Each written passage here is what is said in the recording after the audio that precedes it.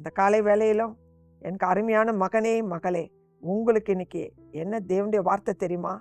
தாவீது ஒரு வார்த்தை சொல்லியிருக்கிறார். அது என்ன தெரியுமா?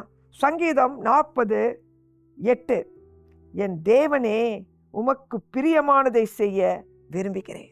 எனக்கு அருமையான மகனே மகளே, உங்களுக்கு பிரியமானது அல்ல, உங்க சித்தத்தின்படி அல்ல, கர்த்தருடைய சித்தம் உங்க வாழ்க்கையில நிறைவேற ஒப்பு கொடுங்க. உங்க பிரகாரமா இதை நான் செய்யணும்னு சொல்லி அப்படி ஜெபிக்காதீங்க. இது உங்களுக்கு பிரியமா ஆண்டவரே, இது உங்களுக்கு சித்தமா ஆண்டவரே, இன்னைக்கு காலை வேளையில கேளுங்க. அதுல ஒரு குழப்பம் உங்களுக்கு இருக்கு. அந்த குழப்பம் நீங்கி கர்த்தர் உங்களுக்கு நன்மை செய்யணும்னா அவர் கையில ஒப்பு கொடுங்க. அவர் சித்தத்துக்கு விரும்பி அவரையே அதை செய்யணும்னு சொல்லி நினைச்சிட்டீங்கன்னா அவர் சித்தத்துக்கு ஒப்பு கொடுத்து பாருங்களேன். உங்களுக்கு பிரியமானதே நான் செய்வேன்னு சொல்லு, பெஸ்டா அது மாறும்.